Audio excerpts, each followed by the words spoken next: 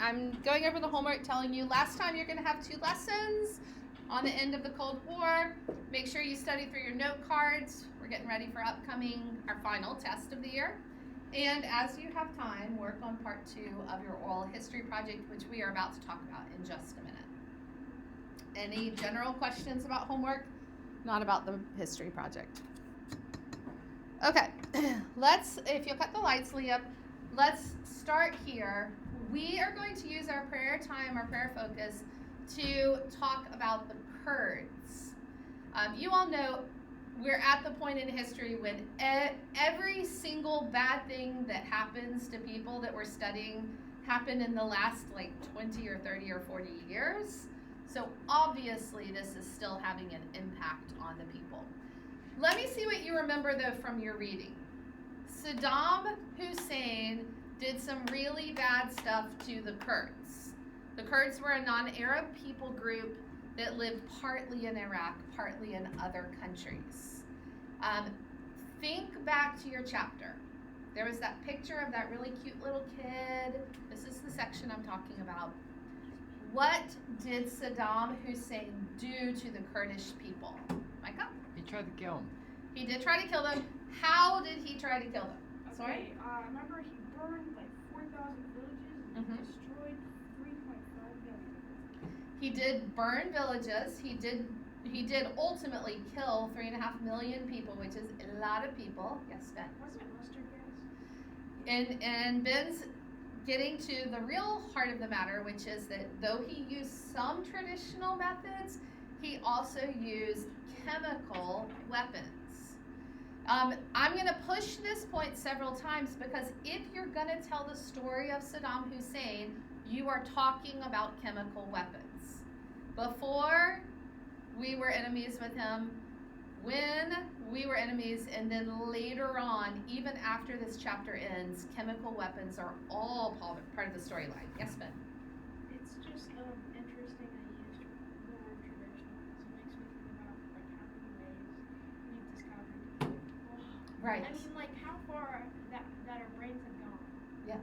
To murder people easier. Yes, and It's more efficiently. Yes. It's just our subconscious. Yes. It's disgusting.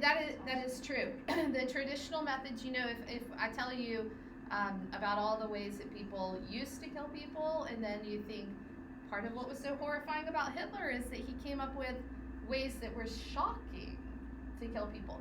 But let me ask you a question. Were the Kurdish people at war with Saddam Hussein? Why did he kill them? Because he didn't like them. Exactly. He killed the Kurds because he didn't like them. Kind of like Hitler with the Jews, right? But it was more political. For Hitler, you think it was more wait, political? never mind. I was before the World War II lessons. I thought it was always a political thing.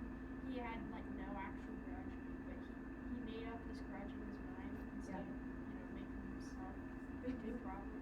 Yeah, that's a good point. It's more psychological. More psychological, yes. Well, you kind of have to think anybody who's going to kill millions of people systematically, be it Stalin or Mao or Hitler or Saddam Hussein, there's some psychological problems going on in their head. However, they're justifying it. So, briefly on the chemical weapons. Saddam Hussein had chemical weapons because of whom? The United States. And why did we give Saddam Hussein weapons in the first place? So that they could fight Iraq. They are Iraq. Iran. To fight Iran. So Saddam Hussein has chemical weapons to fight Iran, who used to be our ally, but we stopped being allies with Iran because who took over? What's the guy's name? Ayatollah Khomeini took over. So you see how the storyline goes? We didn't like it when the Ayatollah Khomeini took over, and then a whole bunch of Americans were taken hostage in the hostage crisis.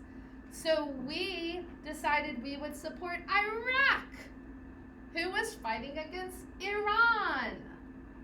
And we supported them by giving them access to weapons we weren't even allowed to use ourselves. because of a treaty we had signed back in the 1920s. Yes, Madeline? There was really nothing in that treaty saying they could give the mustard gas to whoever they wanted. Yes.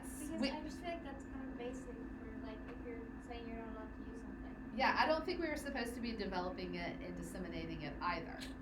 But we would have gotten in trouble, like international trouble, had we used it. The part of I keep telling you guys about this CIA class I've been listening to. Every time, even last Monday when we finished, I finished classes. I got in the car. I turned on my next episode of the CIA class, and it was all about how the CIA had been involved with Iran and with the hostage crisis. So it's so crazy. The covert actions the United States has done, which is probably how the chemical stuff, ends up getting disseminated, has been through all sorts of this modern history. Ever since the CIA started, which was in the 1950s, it was post World War II. There was something else that was a intelligence agency called the OSS before that, but the CIA is everything in the second half. What OSS? Office of something security? Office, I can't remember what it was. Official security. OSS, whatever the other S is for. All right, so back to the Kurds and the fact that there was an attempt to completely wipe them out. I wish I could say that when Saddam Hussein was killed, he eventually was killed, and you'll read about that in a later chapter. I wish I could say, oh, that was the end of the trouble for the Kurds, and they're just busy recovering, from the trauma of it. But actually, the Kurds have been under pressure before and after Saddam Hussein. They also overlap with Turkey and with Syria and other countries, and they have experienced pressure and persecution and being pushed out in many, many of these countries, even to this very day. So, a popular Kurdish proverb says this: the Kurds have no friends but the mountains. What do you guys think that means? The Kurds have no friends but the mountains. Madeline? Kind of the only safe place, whatever, like the only way that they can be safe is if they're away from all the other people. Mm-hmm. Like the mountains, not a lot of people live in that. Yes. Very good. Blythe, do you have anything else? No, I was kind of gonna say what Madeline said, Mhm. and the way that nobody really wants to have them. Yeah. What about you, Ben? Well, I have a couple questions before I answer that. Okay. When was that written? This is an old proverb, so I do Like not. 1800s, like what do you mean by old? Probably after. It might be And 1800s. is Yes. did the Kurds have like a country once? Yes. In the thing it said they It had said for like, 2 years they had a country. That's, But What happened? they are. Oh, it was taken away from them because it was connected to the Ottoman Empire, and then the Ottoman Empire fell after World War so One. the Kurds have been around for like a long time. Yes. I mean, the Kurds as people are like tribe. They're tribal people, like you would find in Africa, people that wouldn't have had country boundaries, but they've been organized for still a long time, So and they're not Arab people. What are they? I mean, I know they're Kurds, but like, do they have a religion? Yeah, they're not Christian. They are Are they Muslim but Sunni? I mean Shiite instead of Sunni. I'm not really sure. Well, then wouldn't they be accepted into the Shiite? Yeah, that's what I was saying. They're not persecuted by the Iranians, but they are by the Turkeys, Why not go to Syrian, Iran? because those are mostly, well, they are in this area, this mountainous area. It's on the border of Iran. Yeah, I guess when they have to find refuge, they have to find it somewhere. Yes, Blythe. So are they literally just like is there like one reason, or are they just like because they're It is, if you look just north of where the Kurdish people are, there's a country up there called Armenia. Do you remember when we talked about the Armenian genocide? Yes. And you just listen to it and you're like, why? Why do they do that? There's no good reason. Why would people try to wipe out a group of people just because they're not like them? I don't know. I mean, I hope we never find in our own hearts the propensity to want to utterly destroy somebody just because they're not like us. Maybe there's milder versions of that we feel like, I don't like this new person. I don't want to let them join our lunch group. But even that is, of course, it's not kind. But to actually be wanting to get rid of entire people for this is, I hope it remains foreign to us, but it's probably worth trying to see how we do much milder versions of that. It's really hard to understand life. Well, that makes me think maybe there's like smaller things that happen, like things that maybe one people group thought it's totally normal for us, but for them it's like humiliating, upsetting, etc. And maybe like a black food started and it just spread. Yeah. To the entire. Right. society. I do think that there's not a lot of gospel witness with the Kurdish people, and a lot of the different Kurdish communities don't even have Bible translated yet. So some of these qualify as unreached people groups too. Yeah, Madeline? So, like, was it the whole country unmarried, or like just Saddam Hussein? Iraq. No, he was using his military, so it's kind of like with Hitler. Was it Hitler who did all the bad things? I don't know. His people did it for him. Okay, well, wasn't like Hitler, he brainwashed his whole country to have this thing against Jews and then against holy people and all this stuff. I'm gonna guess the Iraqi. I'm guessing the Iraqi people didn't like the Kurds. The Iraqi people were Arabs. The Kurds were not Arabs, and they were different, and they were kept to themselves. So they were kind of like really looked at the Jews and Israelites. Yeah, it's like you're just different, and we don't like you, and there you are taking up space, and I don't know. I don't even feel like there was a land issue though. I think they were in a part that other people didn't live. Well, didn't they say something about like planted oil? That was from Kuwait to Iraq. Okay. Yeah, the Kuwaitis did that. That's a completely different issue. Okay. All right, so let's back to our prayer time. The Kurds have no friends but the mountains. You know, ultimately, if everybody's against you, you might feel like you need to go hide in the mountains. It's maybe a place of safety. And I'll connect it to you. If you ever feel like the world is against you, my parents, my siblings, my friends, everybody is against me, you might also feel like I just want to go off by myself. I just want to hide. Psalm 18 speaks to this. And it tells us that there is a way to hide without it being bad. There's a way to hide where what we find is that God is like a mountain to us. And our hiding, our taking refuge, is in something that's actually safe. It's in God himself. The Lord is my rock and my fortress and my deliverer, my God, my rock, in whom I take refuge, my shield, and the horn of my salvation, my stronghold.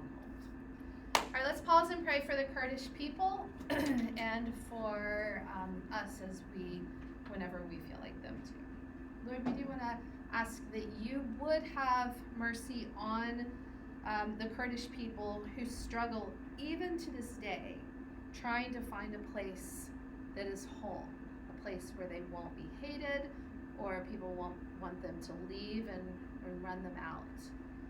We pray that you would give them not just a mountain that they can hide in, but that they would find refuge in a God that cares for them and hear the truth of your love for them and the ways that you can change and stabilize their lives. And I pray that you do the same for these students.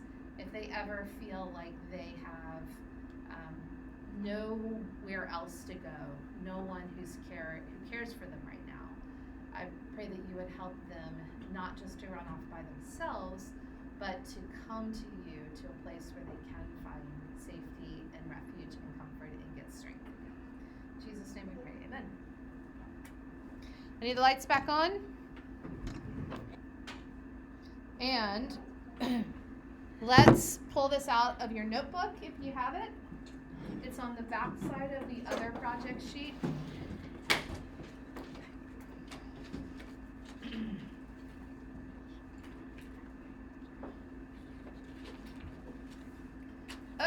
I'm going to tell you about part 2 of your project, and then if you left it at home, that's fine.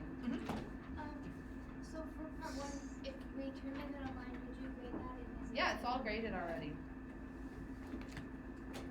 All graded already. Okay. Part 2 is when you take your interview and you take the information and you take the stories that you've heard and you filter it down and find in that the most interesting parts of your interview to tell your classmates about. The most interesting stories, the most interesting facts. Part 2 is not a report. You don't need to include all the facts you learned. You don't need to tell us everything about the person, only the things that you think are relevant or most interesting or important to tell. So you can say, I interviewed my granddad, who was a fighter pilot in the Vietnam War. Okay, but you don't have to tell us everything about him. You don't have to say, and he was born in this state, and he did this, and then he had 3 children. Just tell us the stuff that you think that will help us to engage with your story. For the video presentation? Whoa, let me get to that before you ask the questions about it. Why do they keep calling? And why on Snapchat of all the crazy things? Okay. So what you're going to be doing is retelling some of the most interesting stories that you've heard.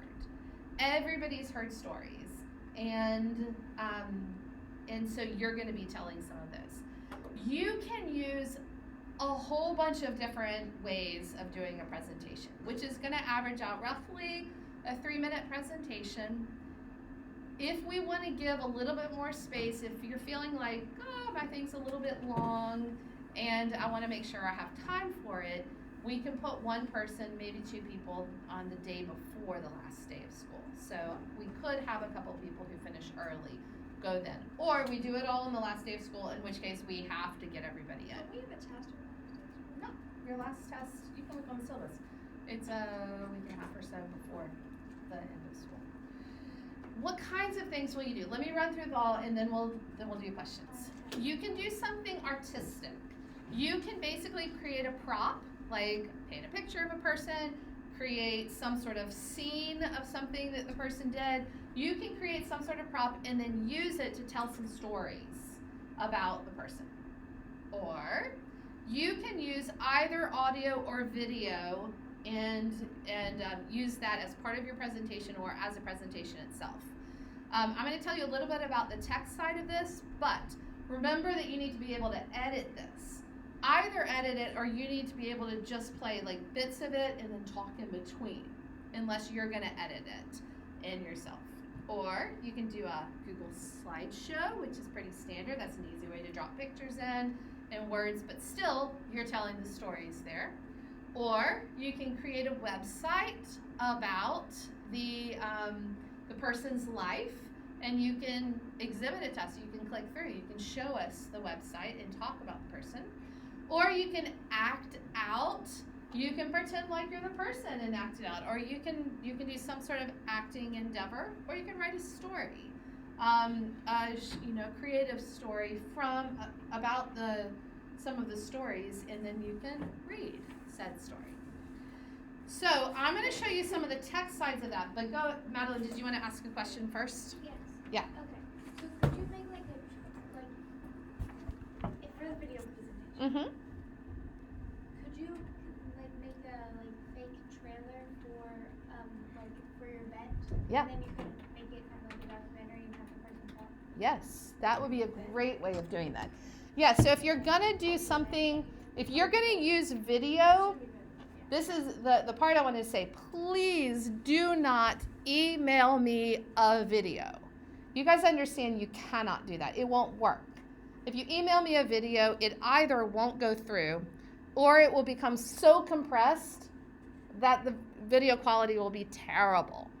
So I want to make sure you understand that each of you has access to the ability to take your videos and to put them online. Everybody has access to this.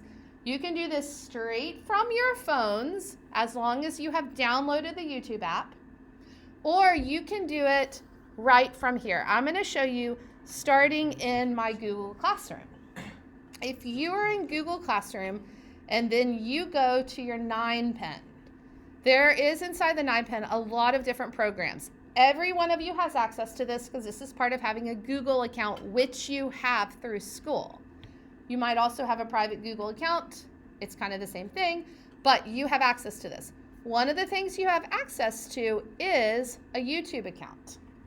If you click on the YouTube account, when it pulls up your page, look up here in the right corner, you can see which account are you logged into. It goes to my default account, which is my personal account, which is fine. I oftentimes put my school stuff in my personal account because of this.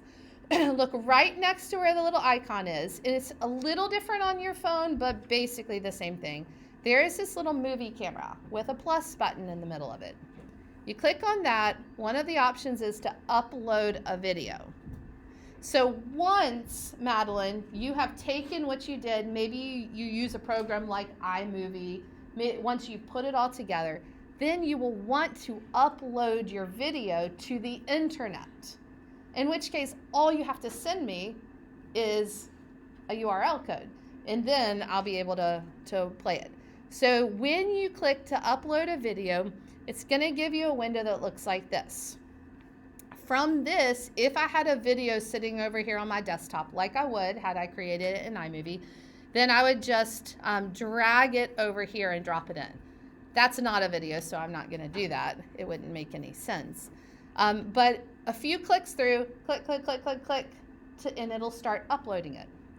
The only real choice you have to make is whether to make your video public, private, or unlisted. Of those options, public means like it's on the internet, anybody can find it. I generally do not make videos private. I know it sounds like, oh, private's the way to go, but private makes it really hard for people to watch. The best thing to do is to do it unlisted. Unlisted means it's not publicly searchable, but you can send the link to anybody and anybody can watch it. So if you click, and you make it unlisted, then you can look at it, anybody can look at it, grandma can look at it, anybody who did it.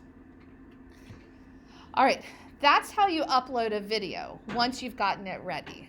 But there's another option that I wanted to show you that's on here, which I don't know if any of you have ever used. Also in the 9-pen, if you scroll through and you're looking at your options here, there is an option right here that's called Sites. Has anyone in here, I don't care if you turn it off, has anyone in here ever used Sites before? You have, Madeline? Well, I looked at your project sheet and I saw it, and so I went on there and I looked at it. Yeah. And then another one that I usually use is Wix. Okay. I'm showing you this just because it's on Google and it's an easy enough access point. But yes, there's always other options than the tech that I'm showing you. But if you click on Sites, the thing about Sites is that by starting a new one, you're getting the Google version of build your own website, but it's as easy as doing a Google slideshow. It's the same thing. It walks you through adding pages, it walks you through picking themes, and makes it where you can change all of the stuff and you can easily drop in layers into your website. You can easily drop in any of that. I haven't gotten very far, but I'll just show you. For example, it will load up with all these different ways that you can do it, how you can embed different images, video, text. You'll find it easy because you've used Google Slides before, and it's not very different from Google Slides. So if you want to try something new, if you want to stretch yourself in terms of technology, you might want to try building a website. Last thing is this. Once you've uploaded your video, what you're going to see is going to be a page that's like this. And you can see from my page that this is a bunch of history classes that I've recorded for absent students. So that's what will happen. It'll just show up here, and then you just can send out the code for it. All right, back to this, and then you guys tell me what questions you have about the project or thoughts. Yes, Matt. I've actually liked a couple of your videos. Oh, thank you. I more like look to see if I have any views. Like if I send my video out to 4 absent students, I'm always curious to see how many views I have. Because if it's 2, then I know there's a problem. I do notice whether or not you guys try your hardest to use the resources I send you. Anybody have any questions about the project itself or ideas? I liked Madeline's idea. Sam? No, that's not me. Okay. Anybody have any thoughts, questions before we move on? It's the most silent you guys ever are, right? We're going to go over this new map, and I am going to tell you about 2 different countries. The first one I want to tell you about, I'm going to tell you only one fun fact, and I'm going to show you a picture on my phone. Sorry, people who are being recorded. But the fun fact is about this country right here, Mozambique. So look at the shape of the country before I tell you this. Mozambique is the only country in the world that has a firearm on its flag. And the firearm on the Mozambique flag is an AK-47 Kalashnikov, which one class told me meant that it's a Russian AK-47. I am going to show you a close-up of the flag of Mozambique so you can see this. Who's translated it? Are they communists? What do you mean? Who said that it was like a It was 7th graders? 7th grade boys? Yeah. So this is what the flag looks like. So are they communist Well, I don't know. or I don't know why just they did like it. They are. I just looked up I looked up fun facts and I was like, very oh. communist. It has it's red, it has a gold star, it has an AK-47. All right, and then the next country I want to tell you about fun facts are about Kenya. Look at Kenya right here. This is going to help you guys remember these countries. Okay, first fun fact about Kenya is that hunting is illegal in Kenya. Wait a second, did you live in Kenya? I didn't live there, I went there though. You went to Kenya It was then? cool. Okay. Wait, hunting? Hunting is illegal. There's a lot of large game animals, and there's a lot of those. Poachers. What is it? Poachers. Yeah, but people, There's the places animal where you reserves. can go and see giraffes and Yeah. elephants, Yeah, it it's wildlife? natural Safari. safari They're places. awesome. Okay, still looking at Kenya. Right off Kenya, there's a little tiny island called Lamu where there are no traffic jams at all because there are no cars at all on Lamu. That one guy who owns a car. Kenya is known for having really fast runners. If you ever pay attention to marathons or in the Olympics, like the long races, oftentimes it'll be Kenyans, I shouldn't say, yeah, Olympics. The Kenyans will win a lot of the prizes because they have a lot of fast runners. They also are home to the fastest land animal in the world, which Cheetah. is Cheetah. cheetahs. So those are your fast Not facts toad. about Kenya. Now I need somebody to volunteer to click through the map. Madeline, I okay? did it like a couple times, but I'm not super confident. That's fine. People will help if you need. Hey, there's no way you've gotten higher than a 77%. Yeah, and I didn't get higher than Oh, wait, I got a 77% at 78. home, so. I got a 78. It's the percentage doesn't matter. Hey, I got a I got- 78 on hard no board. All right, so. she is doing Ethiopia. Yes, yes. Wait, You're right, I know. This Ethiopia. Is she in the right place? Help her. Yes. It's that one. Yes. Madagascar, That's not Madagascar. Zimbabwe. The Z's Zimbabwe. are together. Down, yep. Tanzania. Up. Go find it. No, over. Right. Down. It's beneath Kenya. Right. There. You're right there. Gabon. so we're near this. That one's not it. Yes, no, it's up. No, wait, did you? That was it. You were just. No, it was the mini. It's Madeline, you on tell me. Yes, that's it.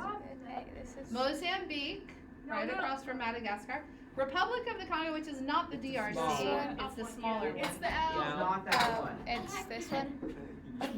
Kenya, we just talked about. Angola, the very moneyed one, the rich one. The rich one, it's down Atlantic there. Ocean. Right there. The DRC, Eritrea up on the Red Sea, Yes. Uganda. Uganda pickle. It's no. Kenya. Uganda's close to the Lake Left. Victoria. Good. Namibia. Down. Sorry. Don't No. die. Yeah. So It's gonna be Botswana, Yeah. Somalia. It's the horn. Somalia looks like something's eating something Can else. everyone Zambia. please keep silent? Yes. Cameroon with the exploding lake SAR. South Africa. This time. Sorry, you don't need to make those noises. South Sudan as well. No. And the Central African Okay, Republic. well, I didn't know. Good job, Madeline. You would have gotten that. You were so close. All right, let's move on. You should have your note cards out. Scary. We are talking about I bring it down. Saddam Hussein and the president of Iraq during the Persian Gulf War. Does he look to you like the kind of person who would have done the horrible things he did? Yes. Yes, but that might just be the picture. It could be the picture. In another picture, the one in your book, he has a full beard. He's rather sophisticated looking. Wait. Yeah, the mustache. Who does he remind you of with that mustache? What other evil person? Hitler, Stalin. Stalin. He has the Stalin mustache. The Stalin stash. All right. To your note cards. So he was part of the Ba'ath Party. And what was the goal, Blythe, of the Ba'ath Party? To resurrect the pride of Arabic nations of the Middle East and unite them against Western foreign influence. Correct. Resurrecting the pride of the Arab nations and uniting them. Now, this is a great place to pause and to ask if you remember something we talked about on Monday. There were two kinds of people that you could find in these Middle Eastern countries. There were Arabs and there were Everyone else. Persians. Which of these was Iran? Iran, that we talked about on Monday, was Persian. And which was Iraq? Arab. And there were lots of the countries, mostly they were Arab, except for Israel, which does not fall into either category, because Israel was a newly created safe haven for Jews post World War II. Wait. Why don't the Kurds just go to Israel? It doesn't mean that they'd be accepted there. They also were but not they wouldn't get Jews or. murdered. I mean, because think about it. Israel knows what it's like to be picked on by, bigger countries. So they'll be like, hey, we get you. Yeah, it's not In a necessarily- perfect- I in a wish. perfect- Then I that wish. would happen. I wish it were that easy. In a perfect world. Okay, Soren. What? What improved? Oh, you're gonna I answer got this it, question. I got Hold it, on. Saddam Hussein. Before we start talking about all the terrible things he did, let's talk about what good he did, because we always like to do that before we start highlighting their awfulness. So, what was some good stuff he did with the oil money when oil was discovered? Welfare projects, social programs, promoted the literacy campaign, modernized healthcare, provided electricity to people who do not have it. Super. Good answer. Yes, so when oil was discovered, Saddam Hussein got very, very rich. You will see that because he built a lot of palaces, he had a lot of money, he did a lot of extravagant projects, but he also spent some of his money on the people in his country who needed it. Yes, Lois? Yes. Bethany, do you want to answer this next one? What people did Saddam Hussein systematically try to destroy in the campaign that was called An Anfal? The Kurds. This is the people we were talking about in our prayer time. The Kurds were non-Arab, and if you didn't know this, you can jot down a couple of bullet points for yourself. But he was trying to destroy them with ground troops, firing squads, bombs, and the main one, chemical weapons. And I say the main one because that's the, if your brain is gonna remember one thing with Saddam Hussein, chemical weapons are what are gonna that will make him stand out compared to or with all the other people. All right, the Kurds lived where these orange and green and blue blobs were. You can see why at some point there was a line drawn around it and said, here's your empire, Kurdish people. But then right here, which used to be the Ottoman Empire, now it's Turkey, they fell and it was taken away. So now the Kurds lived in Syria, Turkey, Iraq, Iran, maybe touching a little bit on Armenia, sort of in all those areas. There's a lot of mountains in this region as well. What's the mountain? I do not know the answer to that. So it's not a famous one. Oh, here's the answer about the Kurds. The Kurds are mostly Sunni Muslim. Where is the KRG? Kurdish Regional Government? It's the the brown. It's right in the middle. It's the blue. It's the border between Iran and Iraq. All right. A photo of, on this top left, a father holding a child who's been harmed by the chemicals. On the bottom right, it's somebody staring at a bunch of Kurdish graves. And this is when I get to tell you that Saddam Hussein was killing the Kurds long before the Persian Gulf War. Our country was supplying chemical weapons to him, and there were whistleblowers in America that were saying to our government, including to Congress, this is a problem. We are supporting someone who is doing very bad things in his country. And in the attempt to kind of bring the light to this, the people that tried to say this got nowhere. Why did they have so much trouble getting the United States government to listen to them? What was the U.S. government's reason, Sam, that it would not turn against Saddam Hussein? Because you're trying to get relations with them. And why did it, do you remember why it wanted to have good relations with him? Because of the fact of the hostage crisis they're trying to unite against Iraq. Exactly. It's all about priorities, and the government's priority was to stay on the side of Iraq. Until Iraq invaded who?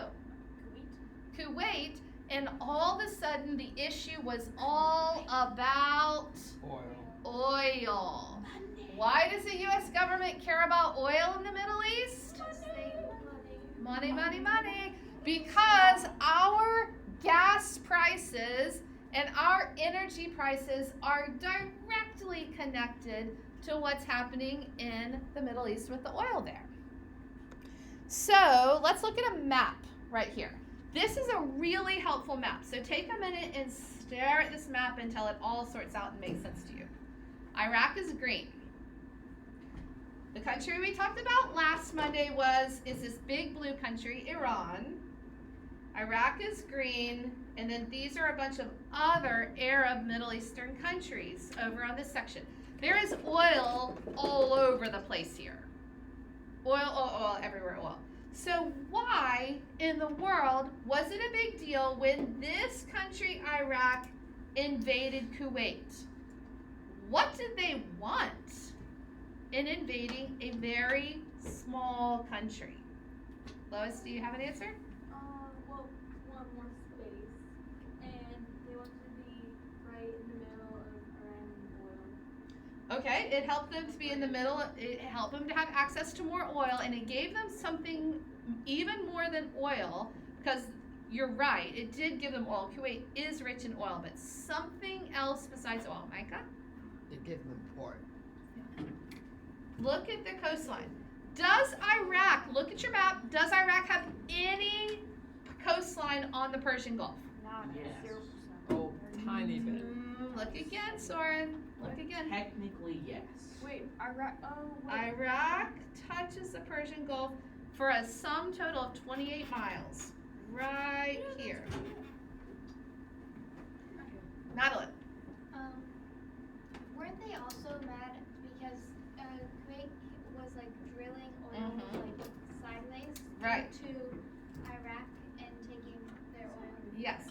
So they said that Kuwait was also slant drilling in and taking some oil that was on the edge of Iraq too.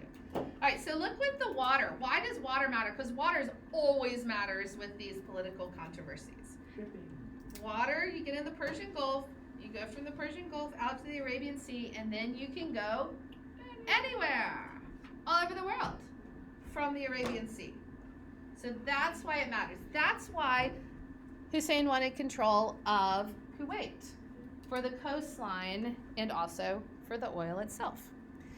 Okay, Saddam Hussein resurrected Blythe. He resurrected Babylon, and when he did that, that included the Hanging Gardens of Babylon, which were one of the 7 wonders of the ancient world.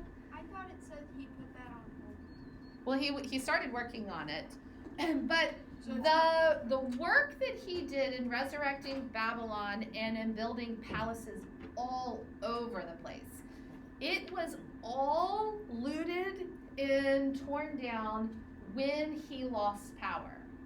Everything was torn and broken down. Plus, if you look at some of these pictures, it wasn't even like he was in power for such a short time, his landscaping didn't even have time to grow. And if you go into these palaces, these places of Saddam Hussein's glory, things were completely empty, down in some points even to the water faucets and the light switches taken from the palaces. So his glorious existence he tried to create in becoming like Nebuchadnezzar was utterly empty by the time he ended up in a pit somewhere before his death. He didn't only want to be Nebuchadnezzar, Ben. He also wanted to be what Arab warrior? Saladin. And he saw all of these kind of literary figures as historical figures as his heroes. After he took Kuwait, he also tried to avoid all the conflict with America by dragging all the Arab countries in the war against Israel. So if you look right here, this is good to realize how close it is. This is Iraq. Iran's here, Iraq's here. Look how close Israel is to it. The only thing that stands between Iraq and Israel is Jordan and Syria. Saddam Hussein could actually get missiles and stuff over to Israel, and he did that. The Persian Gulf War was a coalition assault. That means it was multiple countries working together. Liam, what country were they trying to free? No. The country that Saddam Hussein attacked. Bethany? Kuwait, right? To free Kuwait. The Persian Gulf War was led by the American General Schwarzkopf. Started in 1991. I was in college at the time, with an air assault called Operation Desert Storm, right, Brody? Operation Desert Storm. And before I show you a couple pictures, I want you guys to here's one idea I want you to get. Operation Desert Storm was a magnificent show of American power. It was like Americans were living in the movies. It was so astonishing. I was a college student at this time, and this was so fast and so powerful that most people my age thought, obviously, no country will ever be able to stand against the United States. It was like the U.S. lived in a movie like a Top Gun movie. We are so good. We are so fast. We are so strong. We are so powerful. No one will be able to stand against us. Here we are with our carriers in the Persian Gulf, and we bomb the country, and then we send in the soldiers. And 100 hours after this started, Saddam Hussein had to retreat, and we declared victory. That is crazy fast, isn't it? So we thought, who will ever stand against us, ever? And then, after 9/11, we realized that wars are really different in places like Afghanistan. The baffling things that Iraq did to its oil on the way out of Kuwait, they did some maddening things. Matt, what did they do? They poured 120 million gallons of oil. Just poured it in the water. It's like pouring money out or burning it. And they did one more thing to the oil, sorry. They burned 500 oil wells. And they lit oil wells on fire. If you light an oil well on fire, how long is it going to burn for? Until it goes out. Until the oil's gone. Is the oil going to be gone? No. It took the people 10 months to finally get the oil fires out. And you can see here they're spotted across the Kuwaiti landscape. There were just oil fires everywhere, just with like billowing black smoke in the sky. An environmental disaster and hazard that Saddam Hussein caused on the way out. Yes? Ray something was here, it says on the side of that tank. Oh, that's interesting. Oh, wait, Only 43 days later, the Persian Gulf had a ceasefire. And in the ceasefire, they asked two things of Saddam Hussein. One, pay back Kuwait for all the damage that was done. And two, get rid of all your biological, chemical, and nuclear weapons. All of your weapons of mass destruction. Do you think Saddam Hussein got rid of all of his weapons of mass destruction? Does he sound like the person who would? I'll give you a little prologue. We had a second Persian Gulf War, and the United States government was still going after Saddam Hussein many years later. Yes, Madeline? When he lost, did this start making his country not trust him as much? You are going to get to, I think you get to read about this not in 1 week. You're going to read chapters about the end of Saddam Hussein. So you're going to get to read the end of his story. I want to show you guys one other thing, though. Ben, listen, you're going to like this. This reminds us that weapons of mass destruction are chemical, biological, radiological, nuclear, and explosive. Do we want Saddam Hussein having these? No, thank you. No. And part of when he lost the war, part of it tried to put restrictions on his ability to have this. I wanted to close by showing you the end of Saddam Hussein's life. How all of his plans ended up. Because he wanted to be Nebuchadnezzar, he wanted to build a kingdom for himself. And this is what ended up, what all of his palaces ended up. You can tell that they were beautiful, marbleized structures. And then the troops, like the U.S. Marines, ended up doing things like setting up weightlifting in his palace courts. A lot of the troops just wandering through, taking pictures of it. They camped. They oftentimes would camp in these palaces because they were utterly unoccupied. So they would just set up rooms and camp there when they were in Iraq. Your mother, Ben, said that when she was stationed in Iraq, they would go and use the pools. Here's a Marine or here's a soldier looking out over the water. And some of them are just really beautiful, but they were pretty much also decimated by the war. Here's a guy sitting in a throne. Why not?